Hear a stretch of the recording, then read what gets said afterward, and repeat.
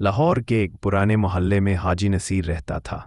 सफ़ेद बाल, कांपते हाथ और धुंधली आंखों के साथ भी उसने अपनी ज़िंदगी मेहनत मजदूरी में गुजार दी थी। दिन रात की मशक्क़त का मकसद सिर्फ एक था, अपनी बेटी आमना को अच्छे मुस्तकबिल की राह पर डालना। माँ ने बीमारी में भी बच्ची के कपड़े इस्त्री किए, बाप ने कभी अपने कपड़ों पर पैरबंद लगा लिए, मगर बेटी को कभी नई किताब या जूते के बगैर स्कूल न जाने दिया। आमना को पालते हुए वो दोनों कभी ना सोच सके कि यही बेटी एक दिन इनके ख्वाबों को चकनाचूर कर देगी। रिश्तेदार अक्सर तारीफ करते, माशाअल्लाह बहुत नेक और पढ़ी लिखी बच्ची है, मगर वालदैन को मालूम न था कि इनके साया रहमत में परवान चढ़ने वाली ये कली किसी और की खुशबू में खो चुकी है। आमना की जवानी के दिनों में मोहल्ले के एक लड़के इमरान ने उसे मुतासिर किया। इमरान ना तालीम याफ्ता था, ना कोई बेहतर मुस्तकबिल रखता था, लेकिन मीठी बातों और छोटे छोटे तहाइफ ने आमना के दिल को जकड़ लिया।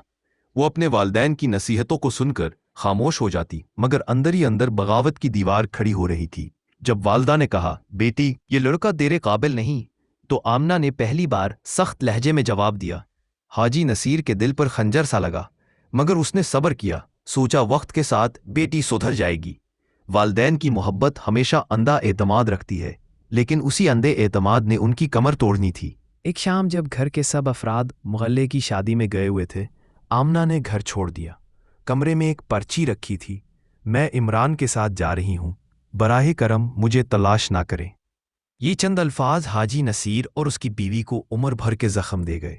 माँ बेहोश हो गई, बाप दीवार से टेक लगाकर जमीन पर गिर पड़ा। मोहल्ले वाले सरगोशियों में बातें करने लगे, ओह हाजी नसीर की बेटी भाग गई। वो इज्जत जो बरसों की मेहनत और शराफत से कमाई थी, एक लम्हे में खाक में मिल गई। हाजी नसीर ने थाने का रुख किया। मुकदमा दर्ज हुआ कि बेटी को अगवा किया गया है, मगर दिल जानता था कि वो अपनी मर्जी से गई है।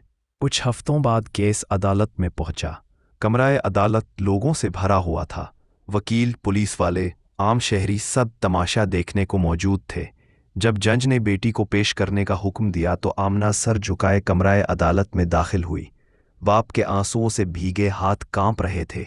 वो झुककर बोला, बेटी आजा, घर चले। मगर आमना ने निगाहें उठाए बगैर साफ कहा, मैं इमरान के साथ रहना चाहती हूँ। ये अल्फाज बिजली बनकर हाजी नसीर के वजूद पर गिरे। कमराए अदालत में सन्नाटा छा गया। सबकी नज़रें इस बेबस बाप पर जम गईं। वो लम्हा ऐसा था कि ज़मीन फट जाती तो शायद हाजी नसीर उसमें समा जाता, मगर ज़मीन नहीं फटी, इज्जत ही ज़मीन बोस हुई।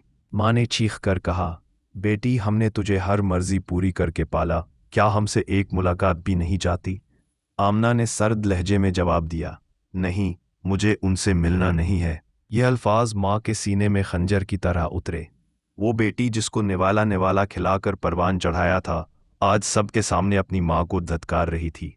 हाजी नसीर के आंसुओं से अदालत की फर्श भीग गई, मगर आमना पर कोई असर न हुआ। इमरान फखर से खड़ा था, जैसे कोई बड़ी फतह हासिल की हो। कमरे अदालत तमाशबीनों की सरगोशियों से गूंज उठा। वालिदैन की तजलील मुकम्मल हो चुकी थी और वो दोनों इंसानों की भीड़ में तन्हा हो गए। वक्त गुजरता है तो हकीकत का बोझ आमना जैसी लड़कियों के कंधों पर आन पड़ता है। वो ख्वाब जो फिल्मी अंदाज में सजे थे, हकीकत की सख्त ज़मीन पर गिरकर चकनाचूर हो जाते हैं। अक्सर ऐसे लड़के जो अदालत में सीना तान कर खड़े होते हैं, शादी के बाद अपनी बीवियों को तन्हा छोड़ देते हैं, उन्हें गैर महफूज माहौल में रखते हैं और बाज़ औक़ात गैर कानूनी कामों पर मजबूर करते हैं, जैसे जालसाजी, मंशियात या गैर अखलाकी कारोबार। लड़कियां ना ख़ानदान की पनाह में रहती हैं, ना माशरे में कोई सहारा मिलता है। ऐसी हालत में वो ना अदालत में इज्जत से जा सकती हैं, ना माशरे में सर उठा सकती हैं। कानूनी तौर पर भी अगर शौहर किसी जुर्म में मुलव्वस हो तो बीवी को भी मुल्जिम बनाया जा सकता है।